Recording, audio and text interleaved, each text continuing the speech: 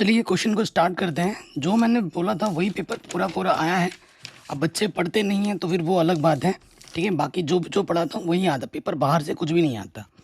पहले प्रश्न पे हम आ जाते हैं कि निम्नलिखित में कौन सी संख्या अपरिमेय नहीं है। कौन सी संख्या अपरिमेय नहीं है, यानी कि परिमेय संख्या कौन है ये बताना है। तो 4 का जो वर्गमूल होता है वो होता है 2। 2 को मैं लिख सकता हूँ 2/1, ठीक है। तो P/Q के रूप में है, यानी कि ये परिमेय संख्या है। P और Q क्या है, ये पूर्णांक है, ठीक।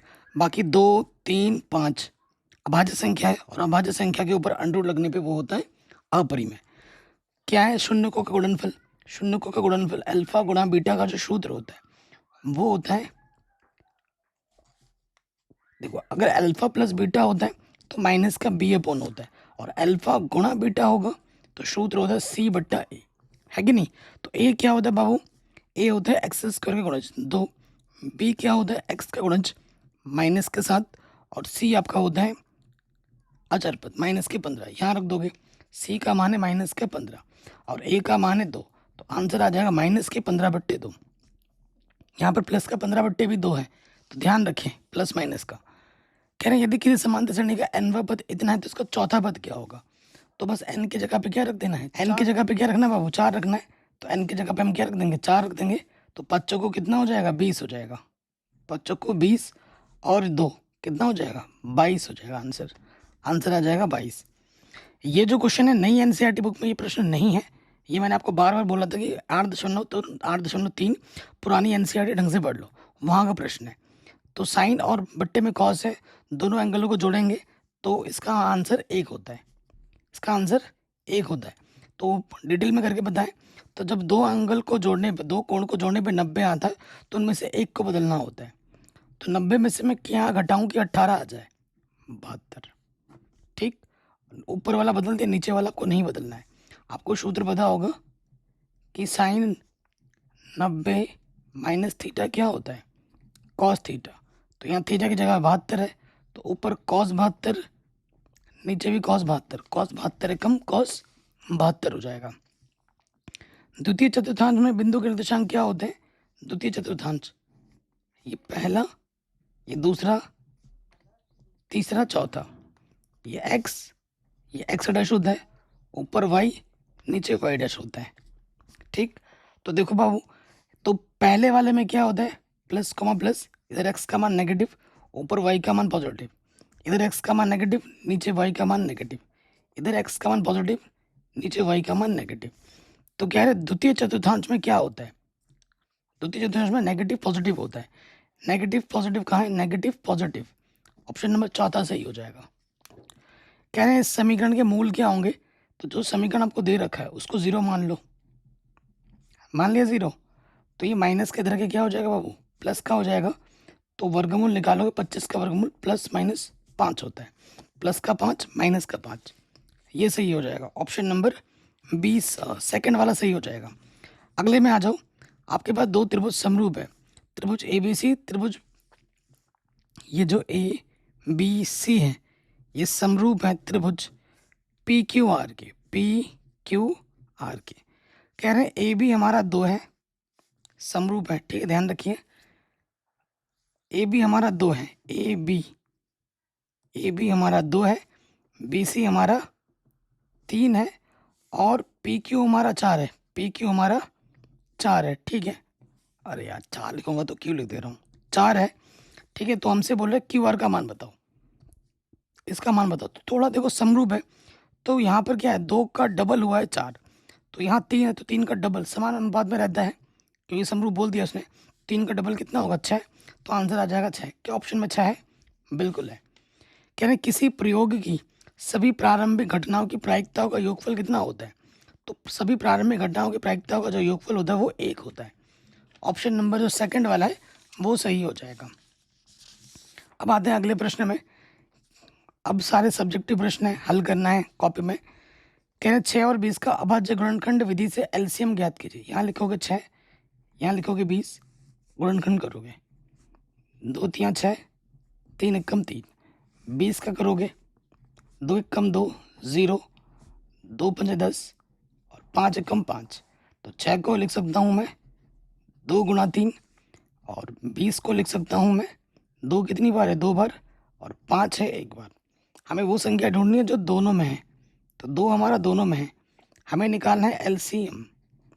तो जो दोनों में उसकी अधिकतम घात, तो की घात 2, और जो बच गया उसको गुणे में डाल दो, जो बच गया उसको गुणे में डाल देते हैं। तो ये हो जाएगा 4, 5 तिया 15, 15 चौको 60 हो जाएगा आंसर। कितना होगा? 60। अब आ जाते हैं नंबर 3 में। क्या बोला है कि अगर द्विघात समीकरण के बी स्क्वायर माइनस 4ac 0 से बड़ा है तो मूलों की प्रकृति क्या होगी? तो लिखेंगे चूंकि बी स्क्वायर माइनस का 4ac 0 से बड़ा है यानी कि धनात्मक है, इसलिए मूल वास्तविक होंगे, मूल वास्तविक तथा भिन्न भिन्न होंगे। ठीक है, भिन्न भिन्न होंगे।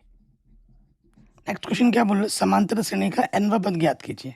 ठीक है, तो ये क्वेश्चन नंबर 14 है। समांतर श्रेणी हमको बोल दिया है उसने, 1, 3, 5, 7 ये चल रहा है। यहाँ देखो, यहाँ समांतर श्रेणी का जो पहला पद है वो 1 है, सार्वंतर जो डी है वो क्या होता है? दूसरे पद से पहला पद घटाओ, कितना आ जाएगा? 2 आ जाएगा। nवां पद निकालना है, nवां पद मतलब an बराबर सूत्र क्या होता है? a प्लस n-1 गुणा डी होता है। ठीक है, n की जगह पर n ही रखना है, और a हमारा 1 है और d हमारा 2 है। गुणा कर दो, 2n, 2 1 कम 2, तो 1 में से 2 घटाएंगे माइनस का 1 आ जाएगा। आंसर आ जाएगा 2n माइनस के 1। ठीक, अगले प्रश्न में आ जाते हैं।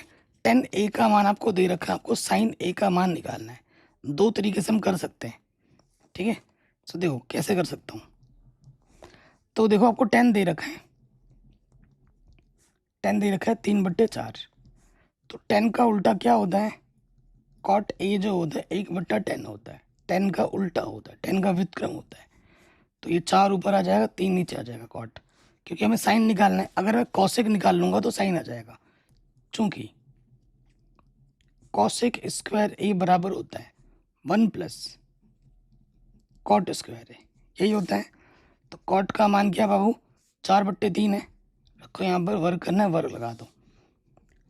4 का वर्ग 16, 3 तिया 9, लॉसअप आ जाएगा 9, 9 एक कम 9, और यहाँ से 16, 16 और 9 25/9। तो हमें तो कौशिक चाहिए, पलट दो, मतलब वर्गमूल ले लो। 25 का वर्गमूल 5, 9 का वर्गमूल 3। मेरे दिमाग में ना आजकल कैलकुलेशन पहले ही होने लगता है। अब पलटने वाली बात मैंने पहले बोल दी, क्यों? क्योंकि साइन क्या होता है? साइन होता है 1 के बट्टे में कौशिक, तो पलटना पड़ता है। ठीक है, तो नीचे वाला ऊपर आ जाएगा और ऊपर वाला नीचे, तो आंसर आ जाएगा 3/5। इसको दूसरे तरीके से भी निकाल सकते हैं, लंब बट्टे आधार करके। ठीक है, 2 तरीके से कर सकते हैं। ये बिंदु है, इसकी मूल बिंदु से दूरी ज्ञात करनी है। देखो छठा क्वेश्चन है, ये बिंदु है, मान लेते हैं ए, जो कि है 5,12। मूल बिंदु क्या होता है? 0,0 होता है। इस बिंदु से इस बिंदु की क्या निकालनी है? दूरी निकालनी है। ठीक है, हमें निकालना है मूल बिंदु से दूरी ए ओ। तो सूत्र क्या होता है? 2 बिंदु के बीच की दूरी। तो ये हो जाएगा x1 माइनस x2 का वर्ग, y1 माइनस y2 का वर्ग। ठीक, आप इसको x1 मान लो, इसको y1, इसको x2 और इसको y2 मान लो, रखो। 5 माइनस 0 का वर्ग और 12 माइनस 0 का वर्ग। 5 में से 0 घटाओगे 5 आ जाएगा, 12 में से 0 घटाओगे 12 आ जाएगा, वर्ग है। ठीक, 5 बचे 25, 12 का वर्ग 144, जोड़ेंगे तो ये आ जाएगा अंडर रूट के अंदर 169। ठीक है, 169 का जो वर्गमूल होता है वो होता है 13। ठीक है, आंसर आ जाएगा 13। फिर आ जाते हैं अगले प्रश्न में। कह रहे त्रिज्या 14 सेंटीमीटर वाले वृत्त का एक चाप केंद्र पर 90 डिग्री का कोण अंतरित करता है, चाप की लंबाई ज्ञात कीजिए। सो देखो हमें दे रखा है त्रिज्या आर हमको दे रखी है 14 सेंटीमीटर। ठीक है, और हमें थीटा जो दे रखा है वो दे रखा है 90 डिग्री। हमें निकालना है चाप की लंबाई। चाप की लंबाई, इसका सूत्र होता है थीटा बट्टे 360 गुणे में 2πr। थीटा हमारे पास है 90, बट्टे में है 360, 2 पाई का मान है 22/7 और आर हमारे पास है 14।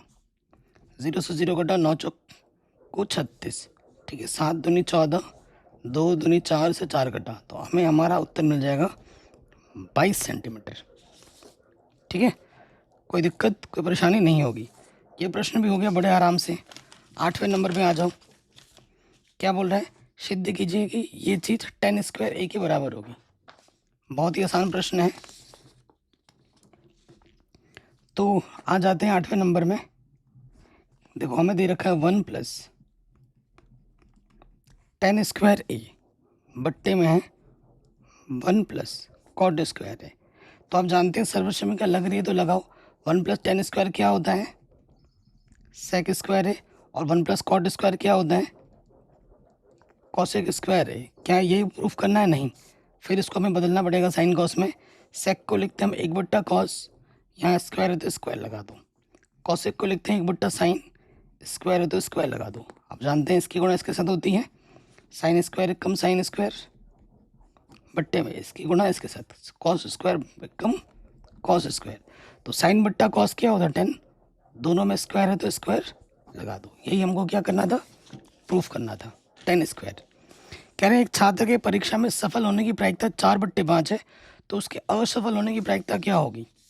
देखो आप लिखोगे छात्र के सफल होने की प्रायिकता, ठीक है। छात्र के सफल होने की प्रायिकता PA है, 4/5 है, तो असफल होने की प्रायिकता क्या होगी। एक में से सफल होने की प्रायिकता क्या करते हैं, घटा देते हैं।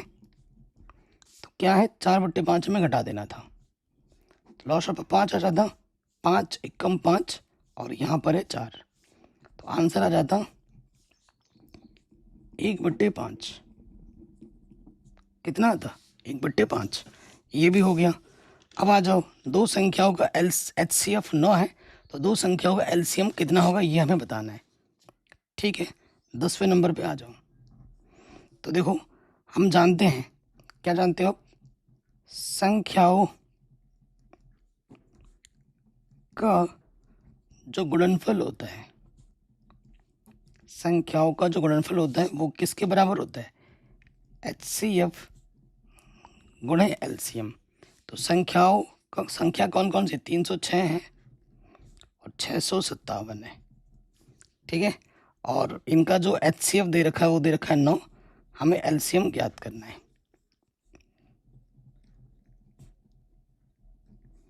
ये जो 9 गुणे में रखे आ जाएगा बट्टे में, 9 से काटोगे 9 9 3 27, 3 बचा 9 चौको 36, ठीक है। आपको फिर 657 को किससे गुणा कर देना बाबू, 34 से गुणा कर देना है, ठीक है। जो भी आएगा वो आपका क्या हो जाएगा, उत्तर। तो यहाँ देखिए 657 यहाँ लिखोगे, 34 यहाँ लिखोगे, गुणा कर दोगे, 4 28 यहाँ से लगा 2, 4 5 20 और 2 22, यहाँ से लगा 2, 4 6 24 और 2 26, 3 7 28, 3 7 21, यहाँ से लगा कुछ भी, यहाँ से लगा 2, 3 5 15 और 2 17, यहाँ से लगा 1, 3 6 18 और 1 19, 8 3 7 6 13, यहाँ से लगा 1 12, ये 22 33 38 आ जाएगा आंसर, 22 33 38। ये हमें हमारा क्या मिल जाएगा बाबू, हमें हमारा LCM मिल जाएगा जो हमें निकालना था। अगले प्रश्न में आते हैं 2 नंबर वाले। सिद्ध कीजिए कि ये एक अपरिमेय संख्या है। हर साल आता है ऐसा प्रश्न, आपको पहले ही पता था, बता रखा था मैंने। तो मान लेंगे, माना 6 + √2 एक परिमेय संख्या है,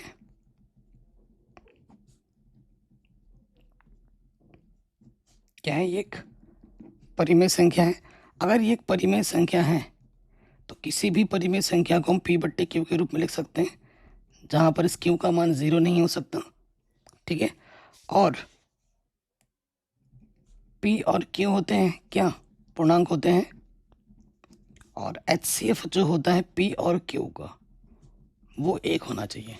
ठीक, लॉजिक क्या होता है, अंडर रूट को एक तरफ रखो, बाकी सबको दूसरी तरफ ले जाओ। पी बट्टे क्यू एक परिमेय है, 6 एक परिमेय संख्या होती है। ठीक है, प्लस के तरह के क्या हो गया, माइनस का हो गया। समीकरण नाम दे दो इसको एक।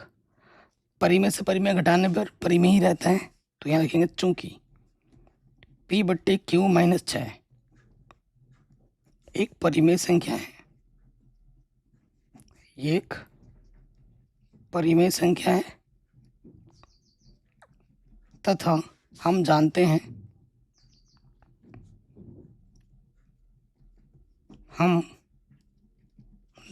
हैं कि क्या जानते हो तुम, कि अंडर रूट 2 एक अपरिमेय संख्या है।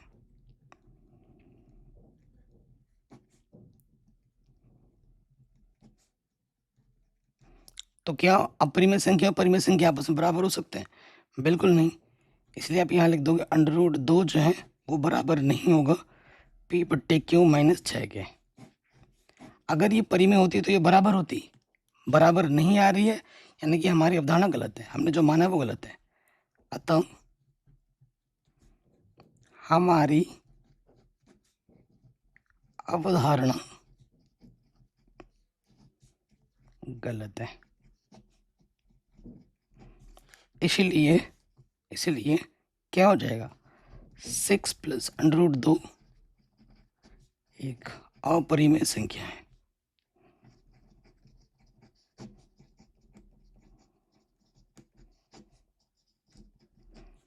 ठीक, ये हमें हमारा क्या मिल जाएगा, उत्तर मिल जाएगा। तो ये क्वेश्चन भी हमारा आराम से बन गया। नेक्स्ट क्वेश्चन क्या बोल रहा है, द्विघात समीकरण के मूल ज्ञात कीजिए। ठीक है, देखो हमारे पास क्या है, एक्स स्क्वायर प्लस के 7x माइनस के 60 बराबर 0। ठीक है, तो यहाँ एक्स स्क्वायर का गुणा देखो कुछ नहीं, दो एक है, हमें क्या करना होता है, इसकी गुणा इसके साथ करनी होती है। ठीक, ऐसी दो संख्या हमें ढूंढनी है जिनको गुणा करें तो 60 है। 1 गुणा 60 बराबर कितना होता है, 60 होता है, और घटाए तो 7 है, घटाए तो कितना है 7, तो 12 पंजे होता है 60, 12 में से 5 घटाओगे तो 7 आ जाएगा। ओके, सो देखो यहाँ पर अब मान रखेंगे हम एक्स स्क्वायर 12x माइनस के 5x। ठीक, यहाँ से एक जोड़ा हो जाएगा और यहाँ से एक जोड़ा हो जाएगा। पहले वाले जोड़े से उभयनिष्ठ क्या आ जाएगा, x का भागा दोनों में जाएगा, तो एक्स स्क्वायर से 1x बाहर आया, 1x बचा, और यहाँ से बचेगा 12, 5 बाहर आ गया, x बचा, चूँकि बाहर नेगेटिव है अंदर चिन्ह बदल जाएगा, 5 कम 5, 1 बचा, 5 दूनी 10। तो जो 2 बार है हम उसे 1 बार लिखते हैं, जो 2 बार आया है यानी कि हमारा प्रश्न सही हुआ एकदम। ठीक है, गुणनखंड बनाने के लिए फिर जो आपने उभयनिष्ठ निकाला था उसको दूसरे वाले ब्रैकेट में रख देते हैं। अब इसको एक बार 0 मानना है, इसको एक बार 0 मानना है। यदि x प्लस 12 बराबर 0, तो प्लस के 12 इधर आके हो जाएगा बाबू माइनस के 12। यदि x माइनस 5 बराबर 0, तो ये माइनस के 5 इधर आके क्या हो जाएगा, प्लस का 5। आंसर। ठीक है, अगले प्रश्न में आ जाओ। एनसीईआरटी का प्रश्न मैंने बोला था एग्जाम में आएगा, आ गया। कह रहे हैं आकृति DE समानांतर है। ये जो DE है, ये वाली रेखा इस AC के समानांतर है, और फिर DF जो रेखा है वो इसके समांतर है। तो ये हमें सिद्ध करना है। 2 नंबर का प्रश्न है, आसान सा प्रश्न है। 13 नंबर में आ जाओ। देखो, यदि हमें दे रखा है DE समांतर हो AC के, DE समानांतर हो AC के, तो क्या होगा, देखो DE का है तो थेल्स प्रमेय से, तो थेल्स प्रमेय से। ठीक, थेल्स प्रमेय से क्या होता है, फिर क्या हो जाएगा, DE कहाँ है, देखो बाबू DE यहाँ है और AC यहाँ है, इस तरह बात बनेगी। तो BD बट्टा DA, BD बट्टा DA बराबर होगा BE बट्टे AC के होगा, समीकरण नंबर 1। ठीक, फिर आ जाइए पुनः, हमारे पास क्या है बाबू, DF समानांतर है AE के, तो डी एफ कहाँ पर है, डी एफ यहाँ पर है, ए ई यहाँ पर है। इस त्रिभुज में बात हो रही है। फिर से लगाओगे थेल्स प्रमेय से। थेल्स प्रमेय के अनुसार क्या होता है, बी डी बट्टा डी ए, बी डी बट्टा डी ई बराबर होगा बी एफ बट्टा एफ ई, बी एफ बट्टा एफ ई। तुलना करेंगे इधर और इधर सेम टू सेम है, तो ये चीज़ इसके बराबर आ जाएगी। तो यहाँ हम लिख देंगे समीकरण 1 व 2 से। ठीक है, जब हम ऐसा करेंगे तो ये चीज़ इसके बराबर आ जाएगी। ये आ जाएगा बी ई बट्टे ई सी बराबर आ जाएगा बी एफ बट्टे एफ ई, और यही आपको सिद्ध करना था। Hence proved. ठीक है, यही आपको प्रूफ करना था। हो गया प्रूफ। बी एफ के बट्टे में है एफ ई, एफ ई। ठीक है, इधर का उधर है, बस आंसर आ गया। अगला है अथवा में। देखो जब दो हैं तो आपको वही काम करना है जो आपको सबसे आसान लगता हो, जो टाइम कम ले। अगर दोनों आते हैं तो वो करना है जो ज़्यादा टाइम कम ले। यदि कोई रेखा ए बी सी त्रिभुज की भुजा ए बी तथा इसी को डी और ई पर प्रतिच्छेद करे तथा भुजा बी सी के समांतर हो तो सिद्ध कीजिए ए डी बट्टा डी भी इसके बराबर होगा ए ई बट्टा ई सी के। तो एक्चुअली ये क्या है, ये वाला क्वेश्चन आई थिंक एग्जामिनर ने भांग पी के सेट किया होगा। पूछो क्यों, क्योंकि अथवा में तुमने जो प्रश्न दिया है भाई वो 2 नंबर का तो कहीं से भी नहीं है, वो है 6 नंबर का, मतलब बड़े नंबर में आता है। ये पहले आता था बड़े नंबर में, अब ये क्वेश्चन इन्होंने भांग पी के सेट किया है। ए बी में देखो एक बिंदु है डी और ए सी में एक बिंदु है ई। 2 नंबर में तुम ऑप्शन दे रहे हो अगला 5 नंबर वाले का, है ना, सबसे बड़े नंबर में। तो यहाँ पर हमारा डी है और यहाँ पर ई है। ठीक है, यदि यदि ये जो भुजा है डी ई भुजा अगर समानांतर है बी सी के, तो हमें सिद्ध करना है ए डी बट्टे डी भी बराबर होगा ए ई बट्टे ई सी के, ए ई बट्टे ई सी के। ये क्या है, थेल्स प्रमेय है। प्रमेय 6.1 का प्रूफ है। मैंने बार बार चिल्ला चिल्ला के बोला था कि एग्जाम में आएगा, आ गया ना। तो ये सब मैंने पढ़ा रखा है। इस प्रमेय को मैंने अलग से वीडियो बना रखा है, लिंक्स मिल जाएगी डिस्क्रिप्शन पे। अगले प्रश्न पे आ जाते हैं, 14वें नंबर पर। क्या है, केंद्र ओ वाले एक वृत्त के बिंदु पी पर स्पर्शरेखा पी क्यू की लंबाई 8 सेंटीमीटर है। यदि ओ क्यू 10 सेंटीमीटर हो तो वृत्त की त्रिज्या क्या होगी। देखो हम आपको चित्र बना के दिखाते हैं। ये हमारा एक वृत्त है, ये हमारा एक वृत्त है। तो वृत्त केंद्र हमारे पास क्या है, ओ है, बोल रखा है। तो ये वृत्त की त्रिज्या होगी, ये वृत्त की त्रिज्या होगी। कह रहे हैं केंद्र ओ वाले एक वृत्त के बिंदु पी पर स्पर्श रेखा पी क्यू की लंबाई 8 सेंटीमीटर है। पी क्यू की लंबाई 8 सेंटीमीटर है। ठीक है, यहाँ पर क्यू है, यहाँ पर पी है। यदि ओ क्यू कितना है, 10 है, ये 10 सेंटीमीटर है और ये 8 सेंटीमीटर है, तो बोले त्रिज्या कितनी होगी। तो ये त्रिज्या है आर, ये हमें निकालना है। तो हम जानते हैं त्रिज्या और स्पर्श रेखा के बीच में 90 अंश का कोण बनता है। तो यहाँ लिखेंगे चूंकि प्रमेय 10.1 से क्या होता है कि जो कोण P होगा वो क्या होगा बाबू, 90 डिग्री होगा। ठीक है, ये हमें पता है। अगर ये 90 डिग्री है तो ये समकोण त्रिभुज हो गया। तो त्रिभुज QPO में पाइथागोरस प्रमेय से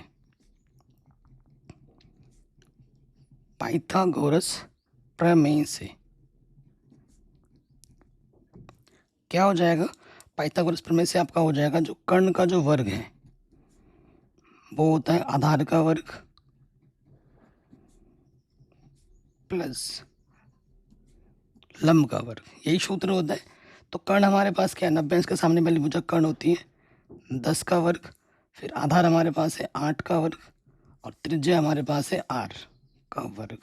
10 को 10 से गुणा करोगे 100, 8 8 64 r स्क्वायर। संख्या को एक तरफ ले जाओगे, प्लस का 64 इधर के हो जाएगा माइनस का 64 और बचेगा इधर बाबू 36। हमें वर्गमूल निकालना है। 36 का वर्गमूल कितना होता है, 6 होता है। ठीक है, तो 6 आ जाएगा। तो त्रिज्या होगी वो होगी 6 सेंटीमीटर। ये कितनी होगी, 6 सेंटीमीटर। बड़े आराम से हो गया ये क्वेश्चन भी, कोई दिक्कत नहीं है। अगले प्रश्न में आ जाते हैं, माध्यक निकालना है। मैंने बोला था माध्य बहुलक ये सब आता ही आता है। आ गया माध्यक। तो 15 नंबर का क्वेश्चन है। तो यहाँ लिखेंगे हम वर्ग अंतराल, और यहाँ चाहिए होगा बारंबारता, और यहाँ होगी हमारी संचयी बारंबारता। यहाँ लिख लेते हैं, यहाँ पर होगा वर्ग अंतराल, और यहाँ पर बारंबारता को एफ से दर्शाते हैं, संचयी बारंबारता को सी एफ से। वर्ग अंतराल है 1 से 3, 3 से 5, 5 से 7, 7 से 9, और 9 से है 11। सिंपल सा क्वेश्चन है एकदम, ठीक। और यहाँ हम क्या लिखते हैं, कुल लिखते हैं। यहाँ दे रखा है आपको 6, 4, 11, 9, 5, ठीक। सो देखो संचयी बारंबारता में क्या होता है, पहला वाला वैसे के वैसे 6 का 6, नीचे वाला जोड़ो, 6 में 4 जोड़ोगे 10, 10 में 11 जोड़ोगे 21, 21 में 9 जोड़ोगे ये हो जाएगा 30, और 30 में 5 जोड़ोगे तो ये हो जाएगा 35, ठीक। अब इन सबको जोड़ोगे तो यहाँ पे भी आपको क्या मिलेगा, 35 मिलेगा। और इसे हम क्या कहते हैं, इसे हम n कहते हैं, f के कुल योगफल को हम n कहते हैं। अब हमें क्या ढूंढना होता है, n/2, n/2 यानी कि 35/2। 2 से भाग दोगे, 2 एक कम 2, 2 सत्ते 14, 2 पंजे 10, 17.5 से आपको ज़्यादा ढूंढना है। 17.5 से ढूंढो जो पहली बार में दिखे ज़्यादा, 21, इसी के सीध में आ जाओगे। इसलिए माध्यक वर्ग, इसलिए माध्यक वर्ग क्या हो जाएगा हमारा, 5 से 7 हो जाएगा। माध्यक वर्ग हमारा 5 से 7 हो जाएगा, ठीक है। तो माध्यक वर्ग की 5 7 हो गए। माध्यक वर्ग की जो निम्न सीमा है वो 5 है, और h कितना है, 5 से 7, 2 2 का अंतर है। तो ये किसके कॉलम में है, ये f के कॉलम में है, तो ये हमारा f है। और जहाँ से आपने ढूंढा था जस्ट उसके ऊपर वाला ये हमारा क्या है बाबू, ये हमारा सी एफ है। इसलिए माध्यक, माध्यक को माध्यिका भी कहते हैं, ठीक। तो इसका सूत्र क्या होता है, L+N/2 माइनस का सी एफ गुणे में H बट्टे में F होता है, ठीक। तो L हमारे पास है बाबू 5, N/2 है 17.5, सी एफ हमारे पास है 10, H हमारे पास है कितना 2, और बट्टे में F कितना है हमारे पास 11। तो यहाँ से आ जाएगा 7 बचेगा, 7.5 इंटू 2 बट्टे में है 11, 7.5 का डबल कितना होता है 15/11। 11 से भाग दे दीजिए 15 में, 11 एक कम 11, घटाएंगे तो 4 बचा, 10 लगाएंगे 0, 11 3 33, बट घटाएंगे तो क्या आ जाएगा 7, 11 चंग, ठीक है। 10 स्थान तक वही बहुत है, 1.36, 5 में 1 जोड़ेंगे तो 6.36 आ जाएगा लगभग, ठीक है, लगभग। ये हमें हमारा क्या मिल गया बाबू, आंसर, ठीक है। तो ये प्रश्न भी हमारा आराम से बन गया। अब हम आते हैं अगले प्रश्न में। एक थैले में 4 लाल 6 काली गेंदें हैं। इस थैले में से एक गेंद यादृच्छिक निकाली जाती है, इसकी क्या प्रायिकता है कि गेंद लाल होगी। ये क्वेश्चन हमने सुबह ही किया था, इस टाइप का प्रश्न हमने, जो जो प्रश्न मैंने कराया बताया है उसी में से आया है। सिर्फ एक क्वेश्चन जो आज तक कभी नहीं आया वो आया है। मैं बताऊं कौन सा क्वेश्चन है जो आज तक कभी नहीं आया, वो आया है, वो ही है 25वां क्वेश्चन। इस क्वेश्चन को छोड़ के बाकी हर एक क्वेश्चन मैंने करा रखा था, मतलब इस टाइप का भी पढ़ा रखा है, लेकिन एग्जैक्टली ये क्वेश्चन नहीं करा रखा है। इस टाइप का मैंने बता रखा है, परंतु ये डिक्टो ये क्वेश्चन नहीं करा रखा है। बाकी सारे क्वेश्चन डिक्टो करा रखे हैं, ठीक है। तो देखिए अब आ जाते हैं अगले वाले प्रश्न में। हमें निकालना है क्या, देखो लाल गेंद हमारे पास क्या है दिया है, लाल गेंद हमारे पास है 4, और काली गेंद हमारे पास है 10, काली गेंद हमारे पास है 6। दिमाग में मेरे पहले ही कैलकुलेशन हो जा रहा है, कुल गेंद कितनी होगी 4 और 6 10, ठीक। हमें क्या निकालना है, लाल गेंद की प्रायिकता निकालना है, लाल गेंद आने की प्रायिकता, लाल गेंद आने की प्रायिकता, ये चीज हमें निकालना है। प्रायिकता का सूत्र क्या होता है बाबू, संभव परिणाम बट्टे में कुल परिणाम, यही होता है। तो संभव परिणाम लाल के लिए पूछा तो लाल कितने गेंदे 4, कुल कितने हैं 10, तो 10 है, 1 0 है, तो एक स्थान के बाद 0.4 कितना जाएगा 0.4। ये क्वेश्चन भी सॉल्व हो गया।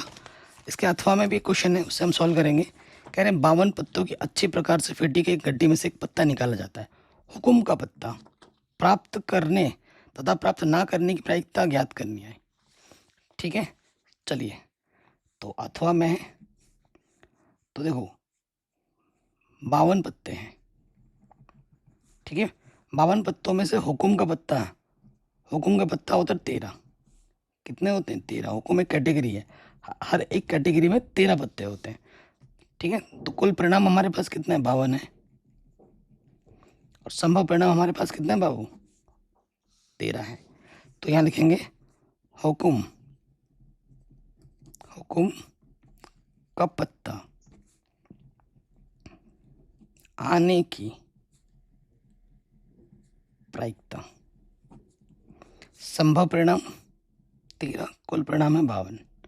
तो हुकुम का पत्ता है ए से दर्शा देते हैं घटना को, 13 कम 13, 13 चौके 52। हुकुम का पत्ता आने की प्रायिकता 1/4 है। हुकुम का पत्ता ना आने की प्रायिकता क्या होगा, हुकुम का पत्ता ना आने की प्रायिकता यानी कि PA'। किसी चीज़ की ना होने की प्रायिकता कैसे निकालते हैं, एक में से उस चीज़ की होने की प्रायिकता घटा दो, तो उस चीज़ की होने की प्रायिकता क्या है 1/4 है। लॉस ऑफ आ जाएगा 4, 4 कम 4 माइनस ये वाला वैसे का वैसा रहता है, तो आंसर आ जाएगा 3/4। कितना होगा आंसर 3/4। तो ये प्रश्न भी आराम से बन गया। अगले प्रश्न में हम आ जाते हैं। क्या है, कुलदीप 10,000 रुपये निकालने के लिए बैंक गया। खंचाजी से 200 और 500 के नोट NCERT में 50 और 100 रुपये वाला है। यहाँ बस 50 की जगह 200 कर दिया, 100 की जगह 500 कर दिया। बाकी ऐसा सेम क्वेश्चन NCERT में। तो उस नोट देने को कहा, कुलदीप ने 26 नोट टोटल प्राप्त किए। ज्ञात कीजिए कि उसको 200 के कितने नोट और 500 के कितने नोट मिले। बहुत ही आसान सा प्रश्न है। तो मान लेते हैं, माना 200 रुपये के X नोट तथा 500 रुपये के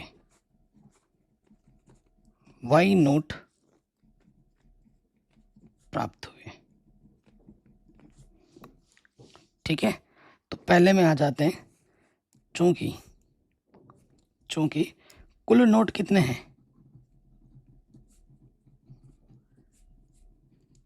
कुल नोट है 26, तो X 200 के X और 500 के Y नोट है। X प्लस Y कितना हो जाएगा बाबू 26, और उसके बाद कुल रुपए कितने निकाला गया खंचाजी मतलब कैशियर, कुल रुपए हम निकालने गए हैं 10,000। ठीक है, तो अगर मैं बोलूँ 10 रुपये के मैंने 2 नोट दिए, तुम्हें कितने मिले 20 रुपये। तो हमने 200 रुपये के कितने नोट निकाले हैं X रुपये, यानी कि 200X प्लस 500 रुपये के कितने नोट निकाले हैं Y। तो टोटल कितना रुपये आएगा हमारे पास 10,000। यहाँ से 200 बाइनिस्ट है, निकाल सकते हो 200 बाइनिस्ट नहीं 100 निकाल सकते हैं। ठीक है, 100 निकाल लो, बढ़िया रहेगा। तो यहाँ से मैं 100 निकालता हूँ बाइनिस्ट। 100 दूनी 100 पंजे 10,000। यहाँ 2 0 है, इधर से भी 2 0 काटो, तो हमारे पास आ जाएगा 2X प्लस 5Y बराबर 100। ठीक, समीकरण नंबर 2 ये चीज आ गई। अब इस समीकरण को और इस समीकरण को हल कर लीजिए, विलोपन विधि से आंसर आ जाएगा। यहाँ x के गुणज में 2 है, इसमें 2 से गुणा कर देंगे। ठीक है, विलोपन विधि लगा रहे हैं, तो यहाँ लिख भी देता हूँ विलोपन विधि से। ठीक है, विलोपन विधि से 2 से गुणा करेंगे तो ये हो जाएगा 2X प्लस 2Y 26 दूनी 52, और ये ऑलरेडी क्या है 2X प्लस 5Y बराबर 100। समान चिन्ह होने पे घटाते हैं, तो यहाँ लिखेंगे घटाने पर प्लस का माइनस माइनस, ये घटा 5, 2 में से 5 में घटाओगे माइनस के 3 वही आ जाएगा, और यहाँ से आ जाएगा कितना माइनस के 48, इधर नेगेटिव कटा, ये 3 गुणे में इधर के बट्टे में आ गया, 3 कम 3, 3 छंग 18, तो वाई आ जाएगा 16, यानी कि 500 रुपये के 16 नोट मिले। वाई का मान यहाँ रख दो, चूँकि x प्लस वाई हमारे पास कितने हैं बाबू, 26 हैं, तो y की जगह पे हम 16 रख देते हैं। प्लस का 16 इधर के माइनस का हो जाएगा, तो x का मान आ जाएगा 10, यानी कि 200 रुपये के 10 नोट मिले और 500 रुपये के कितने मिले, 16 नोट मिले। ये प्रश्न हमारा आराम से बन गया। या फिर ग्राफ का क्वेश्चन एक आएगा, मैंने पहले ही बोल दिया था, ये ग्राफ का क्वेश्चन है, ठीक है। सारा कुछ एनसीईआरटी से संबंधित प्रश्न है, जो मैंने पढ़ाया एग्जाम में वही आया, बाहर से कुछ भी नहीं आया, ठीक है। जिस बच्चे ने अच्छे से पढ़ाई की होगी, जिसके कॉन्सेप्ट सही होंगे, उसके 100 में से 100 पक्के आएंगे, ठीक है। और मैं तो आपको अथवा फथवा सभी करा रहा हूँ। देखिए हमको दिया क्या है, दिया है 2x माइनस वाई, प्लस का एक इधर के माइनस का एक हो जाएगा, और यहाँ पर क्या है देखो x प्लस 2y बराबर यहाँ पर दे रखा है 12, समीकरण नंबर 2 है, ठीक है। तो देखिए हर समीकरण से हमको कम से कम 2 बिंदु निकालने होते हैं ग्राफ खींचने के लिए, 2 बिंदु चाहिए होते हैं। यहाँ x लिख लेते हैं, यहाँ y, इससे भी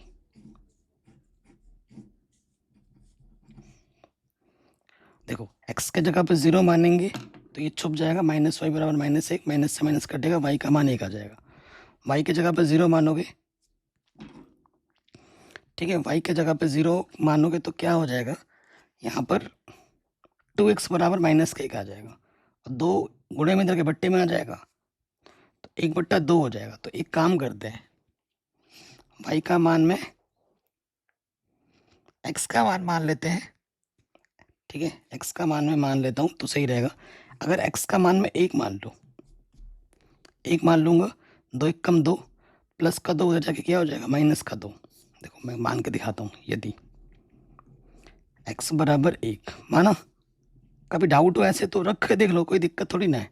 x की जगह पर 1, यहाँ पर माइनस का y, माइनस का 1, तो ये 2 1 कम 2, माइनस का y, माइनस का 1, माइनस का 1 इधर के हो जाएगा प्लस का 1, माइनस का y इधर के हो जाएगा प्लस का y, तो y का मान आ जाएगा 3।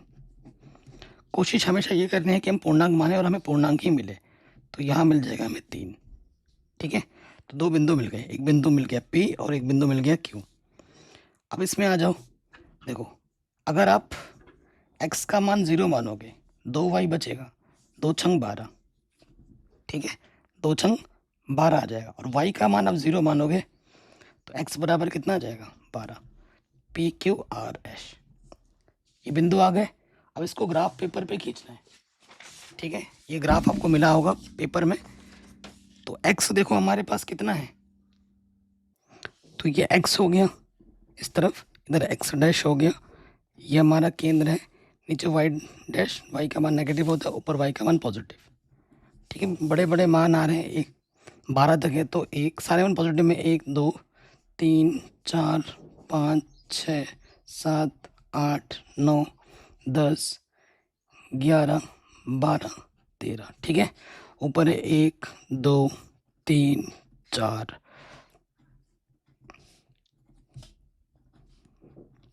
ये चीज़ है। अब पहले वाले पॉइंट पे आ जाओ। पहला वाला पॉइंट क्या है, x पे 0, x पे 0, y पे कितना है 1 है, तो ये x पे 0 y पे 1 है, ये पहला पॉइंट आ गया हमारा P। उसका दूसरा वाला पॉइंट क्या है, x पे 1 और y पे 3, x पे 1 जाना और y पे 3 जाना है, ये हमारा Q है। अब इन दोनों बिंदुओं को मिलाते हुए रेखा खींचनी है हमें, ठीक है। ये दोनों बिंदुओं को हमने मिलाती हुई रेखा क्या कर किया, खींच दिया, ठीक। अब समीकरण का नाम भी लिख देना है। ये समीकरण हमारा है 2x माइनस वाई बराबर माइनस का ई। फिर अगले में है x पे 0 है, y पे 6 है, x पे 0 है और y पे 6, ये हो गया, और ये बिंदु हमारा है R, ठीक हो गया। फिर उसके बाद अगले पे आ जाओ, एक्स पे 12 है और वाई पे 0 है, एक्स पे 12 और वाई पे 0, एक्स पे 12 जाना है और वाई पे 0। ये बिंदु हमारा एस है। इन दोनों बिंदुओं को मिलाती हुई रेखा खींच दो, ये पॉइंट और ये पॉइंट, ठीक, इनको हमने मिलाती हुई रेखा खींच दी। तो इन्होंने प्रतिच्छेद किया है किसी पॉइंट पर, यहाँ देखो प्रतिच्छेद किया, तो इस प्रतिच्छेद बिंदु का नाम टी देते हैं। ये क्या है, हमारा प्रतिच्छेद बिंदु है, और वही हल होता है, प्रतिच्छेदित बिंदु हमारा हल कहलाता है। तो देखो एक्स में कितना गया यहाँ पे 2, और वाई में कितना गया 5, 2,5, ठीक है। तो एक्स का मान बाबू कितना होगा, 2 होगा, और वाई का मान कितना होगा, 5 होगा, ठीक। ये ग्राफिक विधि से हमने इसका भी क्या निकाल लिया, हल निकाल लिया। और ये जो आंसर आए हैं 2 और 5, यहाँ रख के देखो इस समीकरण को संतुष्ट करने चाहिए। x+2 वही है, x की जगह पे 2 और y की जगह पे 5 रख के देखो, 5 दूनी 10, आ गया 12, बायां पक्ष हल किया दाएं पक्ष के बराबर आ रहा है, तो हमारा उत्तर भी बिल्कुल सही है।